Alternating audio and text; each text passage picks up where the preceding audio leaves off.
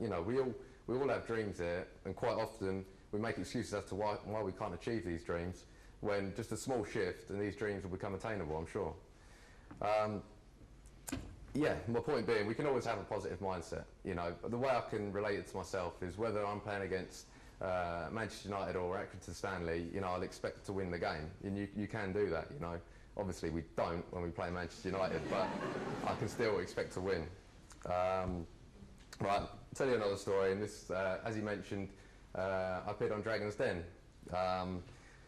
Yeah, it was obviously quite an experience, but I'll tell you the build-up. I mean, I was at Blackburn Rovers at the time, so I had to, firstly, quite bizarre, I had to approach Mark Hughes to get permission to go on the show, and he gave me permission. And I'll never forget, we had a game the night before, a reserve game, and it was up at Morecambe, and the show was down in London, so we didn't get down to London. I didn't get down to, it must have been 3 in the morning. Then we're up again at 5:30, ready for the show, you know. So we, you know, we got ourselves ready, straightened our hair, and you know, as you do.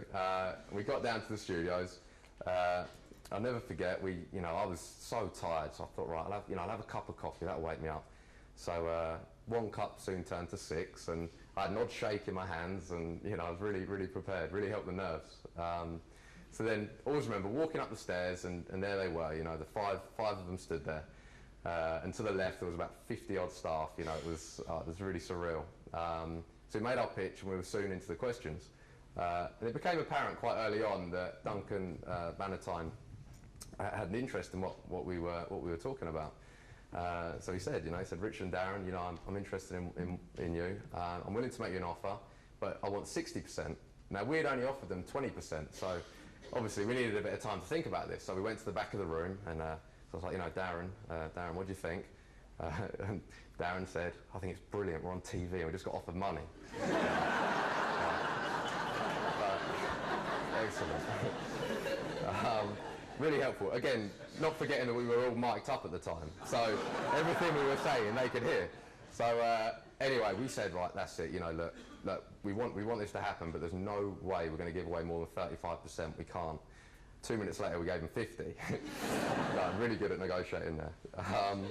But for me, the reason I tell that one, again, I said I came here, obviously. I never studied business at school. You know, I had very little idea when it comes to business.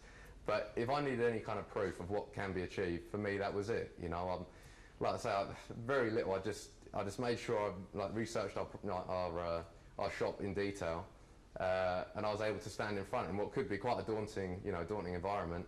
And I was able to stand there and give a good account of ourselves. And to get the offer, obviously, was a big reward. So this time, as I said earlier, I put myself on the line, didn't get the rewards. This time, obviously, I did. And it could be the easiest thing to avoid situations like this. But I would just advise anyone here, as and when you can, put yourself on the line, because the rewards really are worth it.